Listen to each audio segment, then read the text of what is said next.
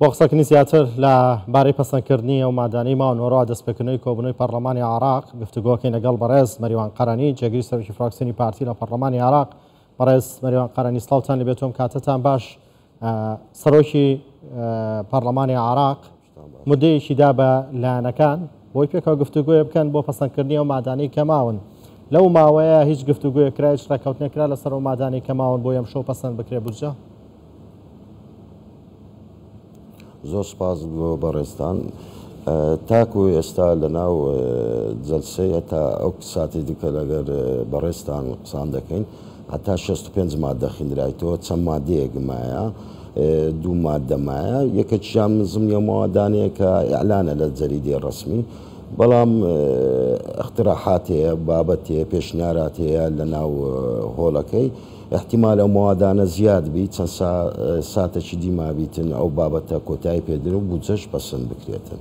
کۆبنەوەی پەرلەمان ئێستا دەستی پێ کردو یا خۆت ماوەتی دەست پێ بکاتەوە؟ ئێستا دەستی پێ کردیتەوە بەڵێ. بەڵێ، ینی چاوەڕێکری ئەم شەو بەتەواوی پرۆژەی یاسای بودجە ئەم شەو پەسەند بکرێت؟ ئەو شۆ پەسەند دەکرێتن، تەوقعات زۆرە کە پەسەند بکرێت و کۆتایی پێبێت. چەند مادەکەیە خلافاتیان هەبوو لەسەری، ئەو خلافاتانە تازە پێشی ماوەکی جەلسەکەیان هەلگەر بۆ گفتوگۆکردنە سەر ئەو بابەتەی لایەنە شیعی و لایەنە سونیەکان هەندێک جروگرفتیان هەیە لەسەر هەندێک بابەت و تەوزیعکردنی داهات و دانانی زەریبە لەسەر هەندێک منتەجاتی نەفتی. ئەو کێشانەوە بوو دانیشتینەوە گفتوگوی لەسەر دەکەن و کۆتایی پێبێتن، بودجەکە پەسەند دەکرێتن و باسی وەشمان کرەگە چەند مادەکی دی ئیزافە بکرێت لەسەر بودجە. بەڵێ، ئەو مادانەی کە دواتر ئیزافاکرێن دەکەوێتە دوای پەسەندکردنی بودجە، واتە ئەم شەو بڕیاری لەسەر دییان هەر لەناو مادانەی کە ئەم شەو پێش تاوابوونی کۆبوونەوە دەنگی لەسەروانی شەدە. ئەو شۆ بڕیار لای جەناب زۆر لە معلومات بەڕێستان و کە لە لای بەڕێشتشان ڕوون و ئاشکرەیە. بودجێ ئەم ساڵە وەک بودجێ ساڵانی ڕابردوونیە، بودجێ ساڵە بۆ 3 ساریە گرینگە. هەر مۆزوعی ئەوەی کاتوو جێشینی ئەو بابەتانەی بکە کاتوو کە پێویستە لە ناو پرۆژەی بودجە. لێ لەمکە لە مەراحلی نهایەتی چەند مادەی مایە تەوقعش دەکەم چەند مادەی دیژ ئیزافە بکرێت و زیاد کرێت. ئەوژ زمنی مقتەرەحاتی ئەو لایەنانەیە کە تەقدیمی دەکەن هەر ئەوە زمنی ئەو بابەتەشمان هەیە وەکو کوتلەی پارتی وە بە هەماهەنگی لەگەر کوتلەکاندی کە پێشنیارێکمان دایتە سەرۆکایەتی پەرلەمان بۆ ئیزافەکردنی 12 بۆ پاشکەوتی فەرمانبەران. بەڵێ، ئەو مادانەی کە زۆر بابەتانی، بەڵێ، ئەو مادانەی کە زۆر کێشیان لەسەر و گفتوگویان لەسەرە مادەی چەند و چەندە؟ ئەو مادانە وەکو کورد ئەوانە کە کێشەی زۆر و گرفتی لەسەر بۆ ئەو مادەی 13 و 14 بوو کەەوە لە چەند ڕۆژی ڕابردووەوە کە باسمانە سەرکردی و قسەمانە سەرکردیەکە چەند لایەنێکی سیاسی یان لوجنەی مالی گۆڕانکاری لەسەرەوە ئیتیفاقی لە نێوان حکوومەتی هەرێمی کوردستان و لە نێوان حکوومەتی عێراقی کە کرابوو ئیتیفاقی کرابوو کە لە مانجی نیسان واژووی لەسەر کرابوو. ئەو بابەتانە بوو کە زیاتر گفت و کێشە و گرفتی لەسەر بوو. ئەو مادەی 13 کە ئەو دقیقە هاتە ناو مەجلیسی برێناتە ناو مەجلیسی لوجنەی مالی کاری لەسەر کرد، گۆڕانکاریان لەسەر کرد لە ناو زمنیەوە ئیتیفاقیەی. ئەو گۆڕانکاریانیان لەسەر کرد کە مزنیشان بەخۆ ڕوون و ئاشکرایە کە یەکێتی نیشتمانی کوردستان جەسەری واژووی کرد، ئەو کە تەسیرێکی زۆر سلبی هەبوو لەسەر هەرێمی کوردستان لە داهاتوو وەی کرد دانویست کوبرێن هەرێمی کوردستان لە ئاوازکەن یان قواری هەرێمی کوردستان لە ئاوازکەن دەسەڵاتی سەرۆکی حکوومەت کەمکەنەوە، بەس ئەلحەمدولیلا و پلانیان سەر نەکەوت و سەرکەوتنەکەەوە بوو کە ئەو مادانە چەندی گۆڕانکاری بەسەردا هاتوو. ئەو هەتا ڕادەیەک یعنی لە قازانجی هەرێمی کوردستانە، بەڵام لە ئاسی توموحمان دانیا، لە ئاسی توموحمانی دانیا مەعەدا و بابەتەی نەبیتن کە یەکێتی زۆر کاری لەسەر کرد و فەقەڕەی کە زیاد ئیزافە کرد کە مۆزوعی ئەوەی کە ڕۆژێک لە ڕۆژان ئەگەر بێت و داهات نەدرێتن یان هاوکاری سلێمانی نەکرێتن لە ڕووی ئیسیسمار و ڕات بوو ئەوانە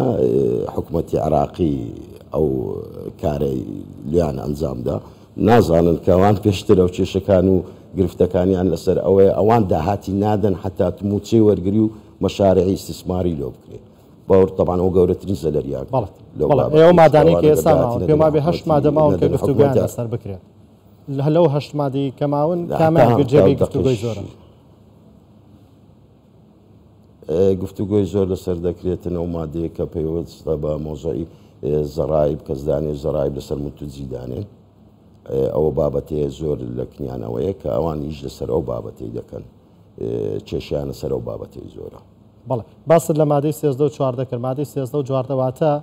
نەبەو شێوەیە پەسەند کرا کە ڕێکەوتنی لەسەر کرابوو نەبەو شێوەیەش پەسەند کراوە کە دەستکاری کرا گۆڕانێکی تریتیا کراوە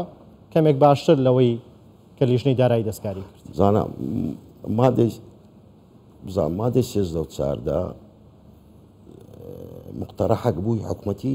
عراقی لە ئەنجامی اتفاقیەکە بوو لە بینی حکوومەتی هەرێمی کوردستان و حکوومەتی عراقی کە ئەو اتفاقی کە لە مانجی نیسان ئەنجامدرا کە مۆزۆی ڕاست دەستکردنی نەوتەکەیە و ئەو اتفاقی ئەنجامدرا کرا پرۆژەی یاسا درا لە ئەنجومەنی وەزیران دەنج لەسەر درا ئەنجومەنی وەزیران بە خۆی پێکاتەکەی لە مۆزۆی هاوپەیمانی دەولەیە وەچی هاتە مەجلیسی لەلایەن لوزنەی مالیەوە دەستکاریەکی زۆر کرا لە ناوەڕۆکەکەی ئەو کەسانێک کە واژوشیانە سەر بابەتی کرد یەکێتی بوو کە هەستا ئەو پلانەیان دانابوو پلانەکیان دانابوو لەگەڵ لایەنە سیاسیە هەندێک هەندێک کەسان لە ناو ئەو لوزنەیە کە بیانێ زەربەک یان دەسەڵاتی حکوومەتی هەرێم بکەنەوە یان حکوومەتی هەرێمی کوردستان لەتکەنەوە ئەو بوو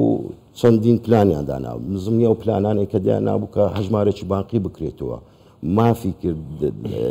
دەرین سەحەبکردنی پارەی و دانانی پارەی لەو حیسابێ لە دەسەڵاتی وەزیریان دانابوو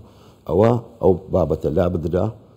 تانیمان بە هەموو نەواکی زەختمان کرد ئەو بابەتەمان لا داکردمانە دەسەڵاتی سەرۆک وەزیران هاتنەوە جارە بابەتی دیان برژاندەوە لە ناو ئەوەی مزمنیان ئەو بابەتانی کە بژاندن مۆزوعی موچەی هەستا موچەیان دانابوو کوبری وەرەقەچیان هاشتبوو ناو لوجنەی مالی کە ئەو پاشکەوتەی بە سەتادە بدرێتەوە فەرمانبەران باشە حکوومەتی هەرێم بەخۆی کاری لەسەر ئەو بابەتەی کردیا چەندین جار کابینەی نوێم لە ڕۆژی دەست بەکاربوونەوەی لە ڕۆژی بەدەست بەکاربوونی چەندین وەفدی هەناردە بەغدایەوە مفاوزاتی کرد لەگەر حکوومەتی من زمینی ئەو بابەتانی کە باسی کرد مۆزوعی پاشکەوتەکەی بکە بە ڕێژەی بگەڕێنەوە لە حکوومەتی لۆ فەرمانبەرانی هەرێم ئەوان هەستابوون چیان کردبوون ئەو پارەیان دانابوو بەس تەخسیسیان دیار نەکردبوو ێ باشە تو پارە دانە تەخسیسی لۆ دیار نەکردیا تەخسیسی لۆ دیار نەکرد ئەو پارێک و سەرف دەکەی باشە تو پارەکە سەرف نەکرد ئەتو دەتێ سوقلەکی بیا سەر حکوومەتی هەرێم وی لێبێ موچەخۆرانی هەرێم حکوومەت یعنی تووشی کێشە بیتن لە دابشکردنیش موچەکان یعنی پلانێکی زۆر سێریان دانابوو لەسەرەوە بابەتێ لێ کاکە گوتمان ئەمە کارمانە سەر کردیا کارەکانی خۆمانە سەر کردی و ئەنجاممان کردی و شمانە سەر کردیا ئەمان لەگەر موچەخۆری خۆمانی مزاداتی سیاسی ناکەین ئەمە کاری خۆمانەکەم کەمە دەمانێت حکوومەت تەخسیسی دۆ ئەو ئەسا بڕگەیەکی لات هەستاین دیسانەکە سەر لە نوێ کارەکانی مایان عنی ئەوها شێواند بوو تێکیاندا بوو یعنی فی سەبیلی ئەوەی مزایدێکی سیاسی لە هەرێمی کوردستان بکەنە سەر خەرکەکەی ئێمە ئەو کارەمان قبول نەکرێت لەسەر ئەساسیم زیادە ئیشەس کارەمە بکەیت کاکەمە بەرنامەماندانە فەرمو با بەیەک دەستی بچینە ئەو کارەی ئەنجام دێ هەستان چمان کرد کاکە اتفاقمان کرد لەگەریان وەرە کاکە هەملایەنە سیاسی کوردیەکان چون لەگەریان دانیشتین وەرە اتفاقمان کرد کردمانە 112 ڕێژەکەشمان زیاد کرد هەستان چین تەوقیعمان واژومان کردەوە مزمنی ئەوانێک کە واژویان نەکردنەوەی نوێ بوون استعدادیان نەبوو واژوو بکەنە سەر ئەو بابەتە دۆکمنتەکانی شەیە بابەتەکانی شەیە چوین هەستین تۆقیعەکانمان کردەوە کە ئەو پاشکەوتێ بگەڕێتەوە تەخسیسی مالی لۆ بکرێت بە هەماهەنگی لە نێوان حکوومەتی عراقی و حکوومەتی هەرێمی کوردستان بەڵێ کەوا بێت بڕیارە ئەمشەو بڕیار دەنگ دەستە پرۆژە یاسای بودجە بدرێت ئەگەر ڕێککەوتنێکی سەرەتاییش نەبێت لە نێوە لایەنەکان بە زۆرینەی دەنگ پرۆژە یاسای بودجە پەسەند دەکرێت بۆ پێی کە دەوترێت سبەینێ نزیکەی 80 پەرلەمانتاری عێراقی گەشتەکەن بەمەبەستی ئەنجامدانی حەج ئەو شۆکە ئەو ڕۆکە بەنیازم کە ئەوە کۆتایی پێبێت چەندین جار لە سعادیە کۆ دەبایە بەمە دانیشتن جەلساتی خۆمان دەست پێ بکەین چەندین کاتژمێر تاخیر کرا چەندین جار دانیشتن و بابەتیتیان کردەوە ئەو لایەنە سیاسیانە پێ کۆ دانیشتن گفتوگویان کرد لەسەر هەندێک بابەتان خلافاتیان لە نێوانیان هەیە ئەو خلافاتە لە نێوانیان بەپێ ئەو دانیشتنە ڕادستی پێکردی تۆ دەبی گەشتبینە حەلەچ کۆتایی چکە ئەو شەکە کۆتایی پێدەین بودجەکەی بە ئەووا بڕیارەکە کۆتایی پێبێت. بەڵێ بەڕێز مەریوان قەرەنی جێگری سەرۆکی فراکسیۆنی پارتی لە پەرلەمانی عێراق لە بەغدا و لەگەڵماندا بووی. سوپاس بۆ کاتێ بێمەتاندا.